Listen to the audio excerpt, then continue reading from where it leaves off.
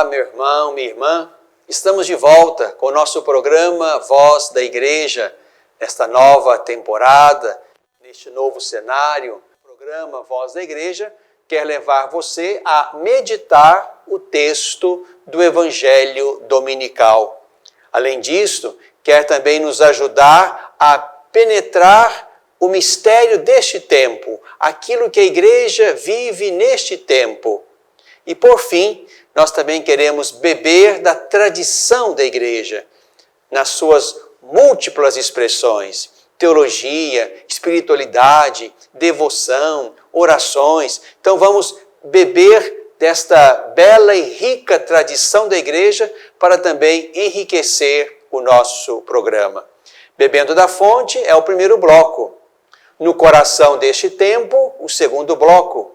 E na tradição da Igreja, o terceiro bloco. Convido você a estar conosco neste canal, neste horário, todas as semanas, para que possamos assim também crescer e perseverar no caminho da fé. Convido você então a meditar comigo o texto do Evangelho deste quinto domingo da Páscoa. Vamos visitar o Evangelho de João, lá no capítulo 14, os versículos de 1 a 12. Tome então a sua Bíblia e vamos beber desta fonte bendita do Evangelho de João para o quinto domingo da Páscoa. Não se perturbe o vosso coração. Credes em Deus, crede também em mim.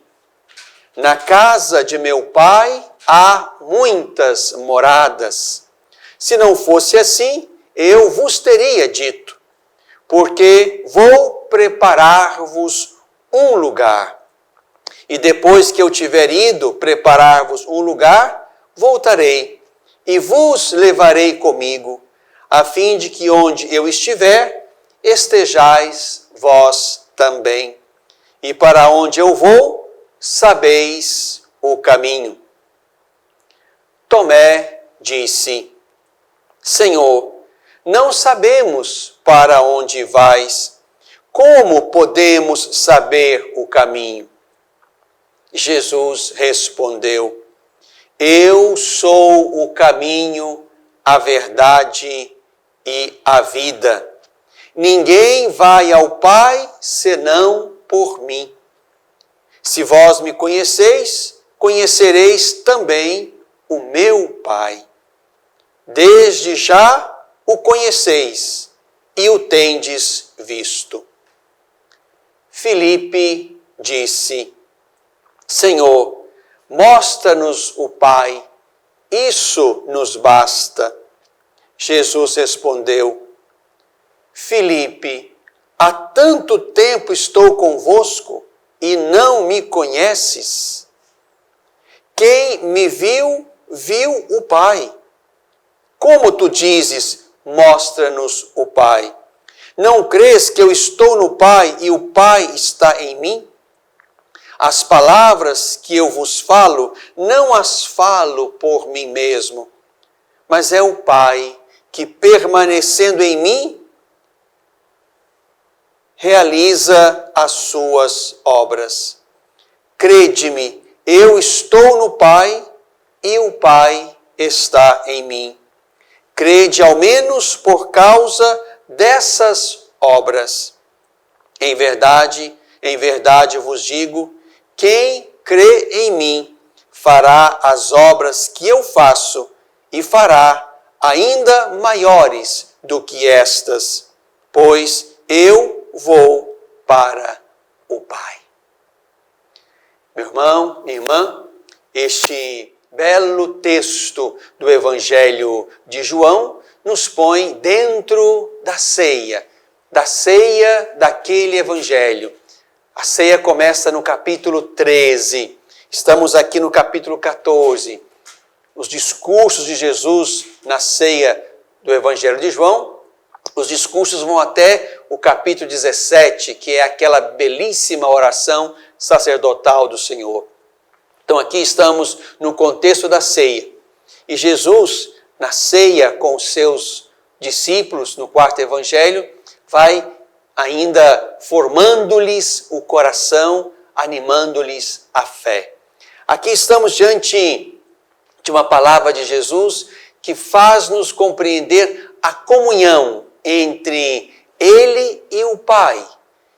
E uma comunhão que Ele quer alargar também na direção dele conosco, de modo que não quer ficar sem aqueles que Ele ama e sem aqueles que o Pai lhe dera. Por isso o texto começa falando exatamente disto, de uma comunhão continuada nas moradas do Pai. Jesus quer que os seus estejam com Ele sempre. Vou preparar-vos um lugar junto do Pai. Voltarei e vos levarei comigo, a fim de que onde eu estiver, estejais vós também. Aquela comunhão com o Pai que Jesus faz-nos compreender na segunda parte do texto, uma comunhão tal de modo que as palavras e as obras de Jesus sejam palavras e obras do Pai. Essa comunhão que Jesus, o Verbo de Deus, já experimentava na comunhão trinitária, essa comunhão agora Jesus quer que chegue e alcance os seus, nos alcance. E uma comunhão que não conhecerá fim. De modo que essa comunhão que nós experimentamos aqui com Ele, no caminho da fé, no caminho da aprovação, essa comunhão se estenda para além do tempo e permaneça na intimidade, no silêncio e na beleza da Trindade, nas moradas eternas. Por isso, meu irmão, minha irmã, é importante exatamente aquilo que hoje Tomé leva Jesus a pronunciar na nossa direção.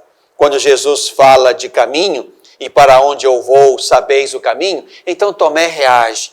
Senhor, não sabemos para onde vais, como podemos saber o caminho? Aí vem essa palavra bendita de Jesus, uma das tantas que revelam a sua identidade dentro do quarto evangelho, eu sou. Ele vai dizer, eu sou o caminho, a verdade e a vida. É aqui, meu irmão, minha irmã, exatamente aqui que nós vamos compreender o mistério e, ao mesmo tempo, o dinamismo desta comunhão entre Jesus e nós, que a partir dele nos ligará também e nos vai submergir numa comunhão com o Pai. Eu sou o caminho, a verdade e a vida. Esta palavra de Jesus para nós é iluminadora. E exatamente Santo Agostinho, um daqueles que, tentando penetrar o mistério dessa palavra de Jesus, vai nos ensinar num belo texto que nós lemos no ofício das leituras do quarto domingo da Quaresma. Agostinho nos ensina assim: queres conhecer o caminho? Ouve o que o Senhor diz em primeiro lugar. Eu sou o caminho. Antes de dizer aonde deves ir, o Senhor mostrou por onde deves seguir. Antes de dizer aonde deves ir, o Senhor mostrou por onde deves seguir. Eu sou, diz ele, o caminho. O caminho para onde? A verdade e a vida. Disse primeiro por onde deves seguir. E logo depois indicou para onde deves ir. Eu sou o caminho, eu sou a verdade, eu sou a vida. Permanecendo junto do Pai, Jesus é verdade e vida. Revestindo-se de nossa carne, Jesus tornou-se o caminho. Olhem que belo texto. Eu sou o caminho, a verdade e a vida.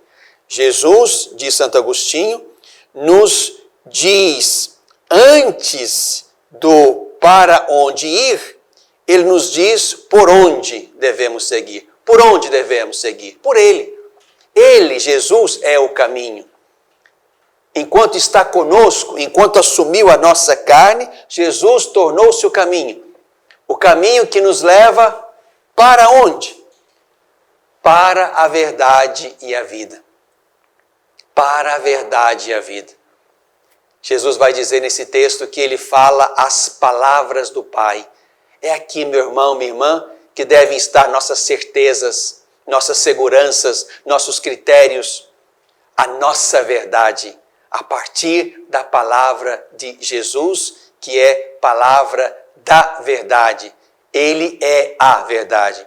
E é exatamente no caminho do Senhor, indo com Ele, fazendo o caminho com Ele, tendo como nossa a sua palavra, que é a verdade, e que esta verdade determine e ilumine todas as nossas decisões, é aí que vamos chegar à vida verdadeira, à vida plena, que haveremos de saborear aqui e saborear em plenitude quando formos mergulhados também na comunhão do mistério da Trindade. Bebemos dessa fonte bendita e recordemos-nos hoje, a partir desse texto, que Jesus é o caminho. Precisamos ir com Ele, passar por Ele e a partir dele mergulhar na verdade que deve, de alguma maneira, contagiar, iluminar tudo aquilo que pensamos, decidimos e temos como critério de valor, a fim de que assim possamos saborear a vida verdadeira. Bebemos da fonte.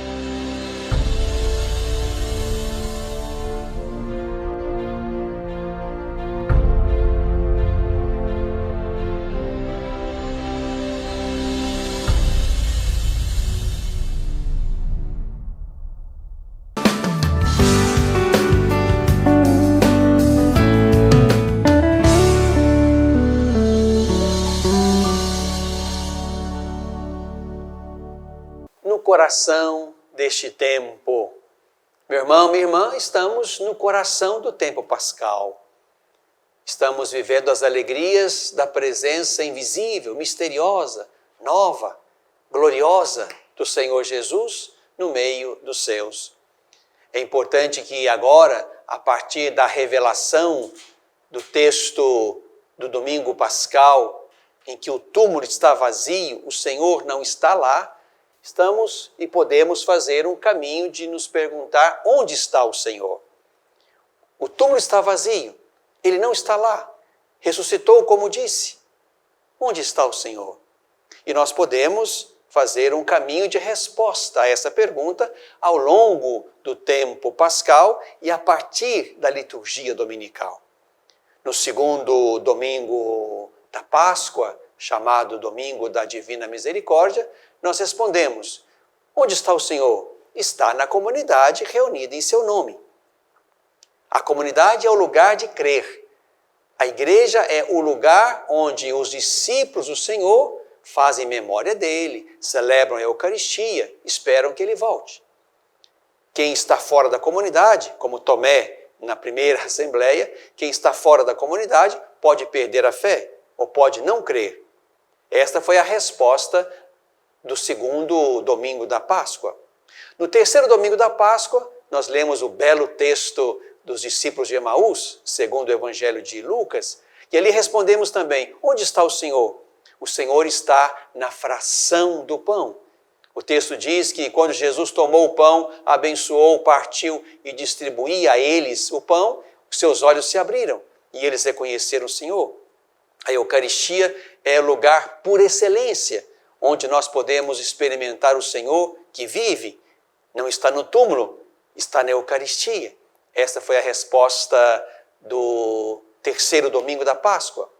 No quarto domingo da Páscoa, quando nós celebramos também o Dia Mundial de Oração pelas Vocações, e lemos o belo texto de São João, no capítulo 10, onde Jesus se apresenta como porta, e um pouco mais adiante no texto como pastor, porta e pastor, ali também respondemos: onde está o Senhor? E a resposta é: está nos pastores, que o Senhor chamou, ungiu e enviou.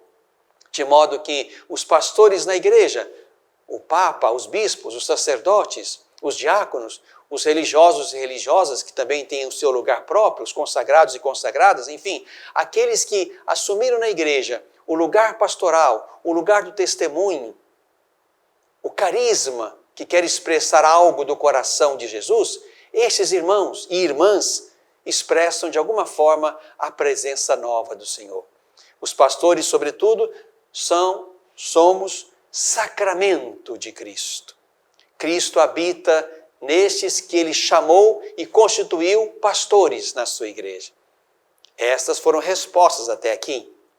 Neste quinto domingo da Páscoa, cujo texto nós lemos de São João, no capítulo 14, onde se fala desse mistério de comunhão que começa aqui e que termina nas moradas eternas, que termina na intimidade da Trindade, podemos responder: onde está o Senhor que não está no túmulo? A resposta pode ser: naqueles que estão em comunhão com o Senhor, naqueles que estão fazendo um caminho com Ele, e nesse caminho com Ele tomaram Jesus como a sua verdade, e pensam tudo, decidem tudo, admitem como verdadeiro valor tudo aquilo que está em comunhão com a verdade que é Jesus. E nesse caminho, onde se saboreia a verdade, experimentam no dia a dia, já nesse mundo, a vida verdadeira. Os que estão, portanto, no caminho com o Senhor, tendo-o como a sua verdade iluminadora, a verdade que dá sentido a tudo que pensamos, fazemos, decidimos.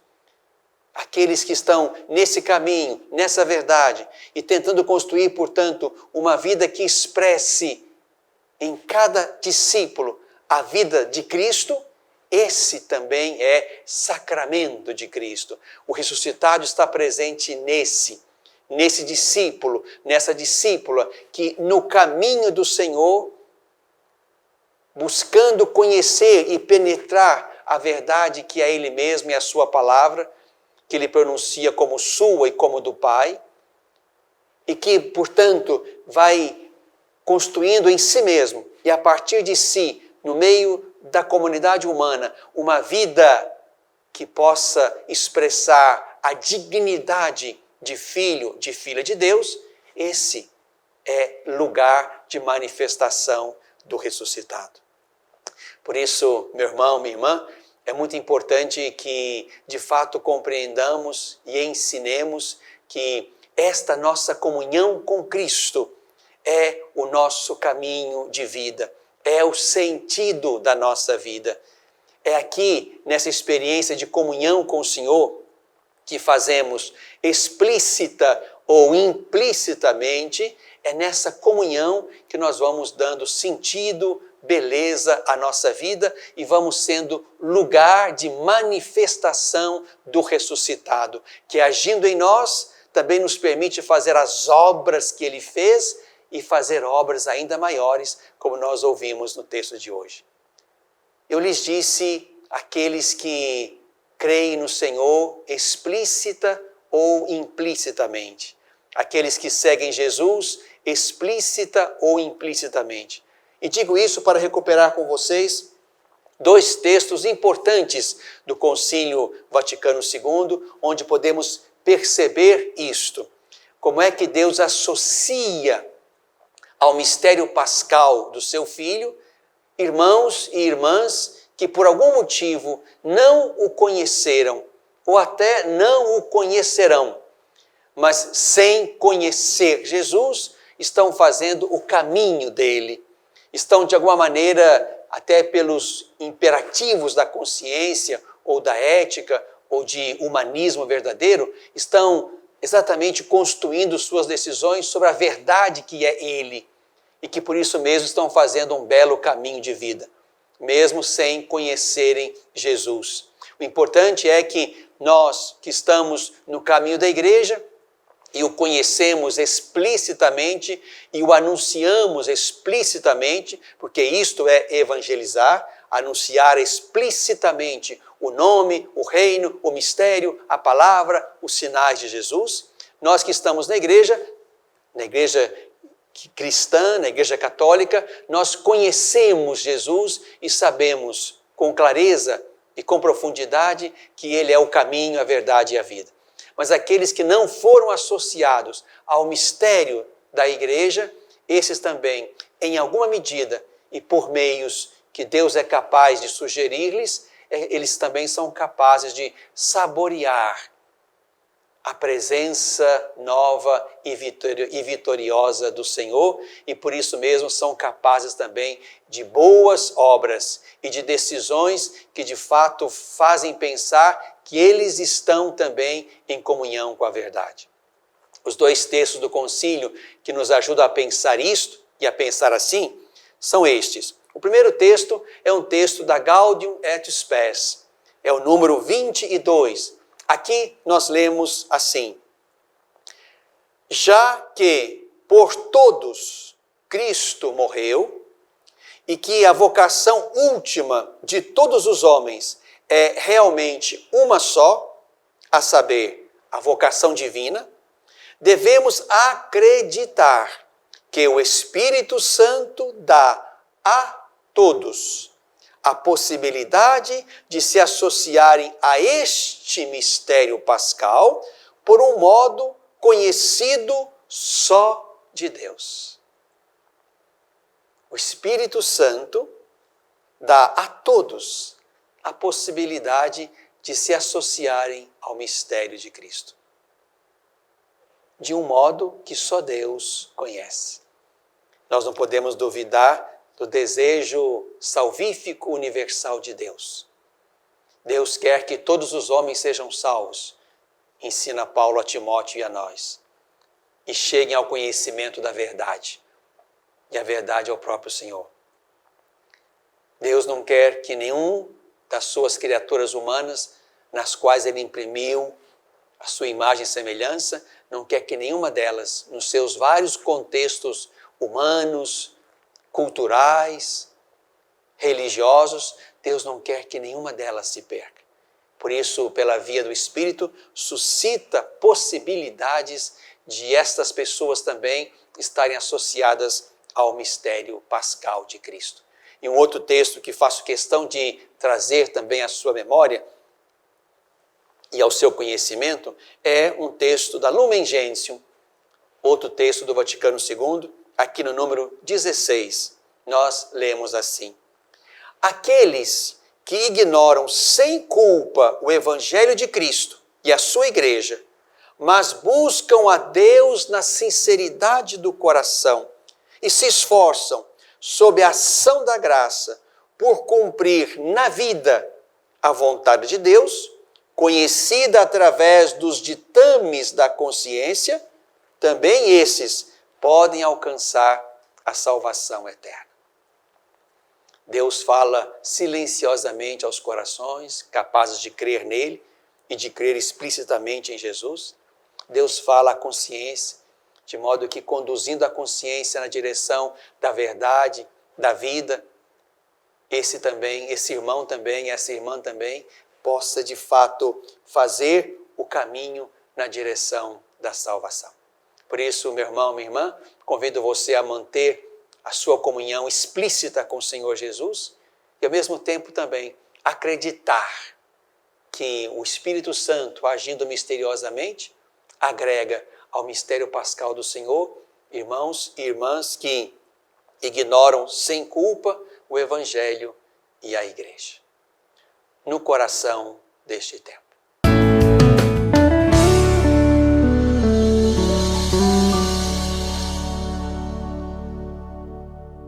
Às vezes, tudo que uma criança precisa para superar uma tempestade em sua vida familiar é encontrar um lar provisório.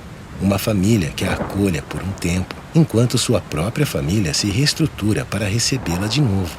Essa é a proposta do Serviço Família Acolhedora. Transformar as dificuldades de hoje em possibilidades de futuro. Serviço Família Acolhedora.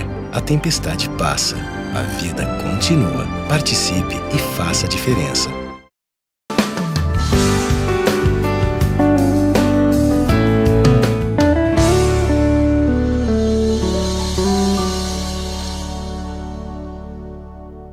Na tradição da igreja, é o nosso terceiro e último bloco. Aqui quero partilhar com você, meu irmão, minha irmã, um pedido do Papa Francisco, que ele fez a todo o povo de Deus no final do mês de abril, para que pudéssemos viver o mês de maio, que já é para nós um mês marcadamente mariano, vivê-lo ainda de forma mais intensa e mais familiar e doméstica. Já que estamos dentro de casa, mais próximos, vivendo ali a nossa vida litúrgica a partir das mídias, a partir das plataformas digitais, das TVs, nós queremos também unir-nos ao Papa que quer que nós, em família, possamos dedicar-nos mais a esta bela tradição da nossa igreja, que é o Santo Terço. Já que a pandemia, entre aspas, diz o Papa, nos forçou a estar mais dentro de casa, vamos então aproveitar também esse tempo para rezar. É isso que quero convidar você, meu irmão, minha irmã, a fazer também aí com a sua família ou você sozinho. O mais importante é que a nossa prece a Maria não só nos eduque e nos mantenha no caminho do Senhor, de modo que passando por esse caminho nós possamos chegar à plenitude da verdade e da vida, mas também possamos pedir a Maria que nesse tempo de pandemia nos ajude a enfrentar esse tempo ruim, a enfrentar esta pandemia que nos rouba a paz e que tira vidas, que ela nos ajude a enfrentar isso com serenidade, com fé, com a certeza da vitória do ressuscitado sobre toda forma de mal e de morte. E o Papa também nos sugere duas belas orações que nós podemos rezar ao final de cada terço que nós rezarmos em casa ou em algum lugar. Então quero terminar esse bloco e esse programa com uma dessas orações. A primeira das duas que o Papa nos ensina, de modo que possamos estar em comunhão com Ele, que é sacramento de Cristo, possamos também aí expressar que neste belo testemunho de comunhão somos a Igreja de Cristo, no meio da qual Ele habita, Ele está no meio de nós, e possamos também alimentar a nossa terna devoção à Santíssima Virgem Maria. Ó Maria, vós sempre resplandeceis sobre o nosso caminho, como um sinal de salvação e de esperança. Confiamo-nos a vós, saúde dos enfermos, que permanecestes junto da cruz, associada ao sofrimento de Jesus, mantendo firme a vossa fé. Vós, salvação do povo romano, sabeis de que precisamos e temos a certeza de que nulo providenciareis, para que, como em Caná da Galileia, possa voltar a alegria e a festa depois da provação desta pandemia. Ajudai-nos, Mãe do Divino Amor, a conformar-nos com a vontade do Pai e a fazer aquilo que nos disser Jesus, que assumiu sobre si as nossas enfermidades e carregou as nossas dores para nos levar, através da cruz, à glória da ressurreição. Amém. A vossa proteção recorremos, Santa Mãe de Deus. Não desprezeis as nossas súplicas na hora da prova, mas livrai-nos de todos os perigos, ó Virgem gloriosa e bendita. Na tradição da Igreja.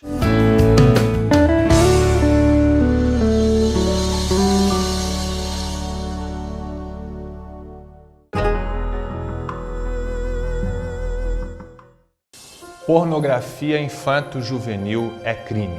Todo aquele que produz, vende, publica, divulga de qualquer forma ou até mesmo armazena vídeos ou fotos pornográficas de crianças e adolescentes pratica crime grave e está sujeito a uma pena de até 8 anos. Se você teve contato com esse tipo de material pelas redes sociais, jamais passe adiante. Não divulgue e nem guarde essas imagens criminosas. Denuncie quem publicou ao promotor de justiça ou à polícia. Defender a criança é responsabilidade de todos nós, todos contra a pedofilia.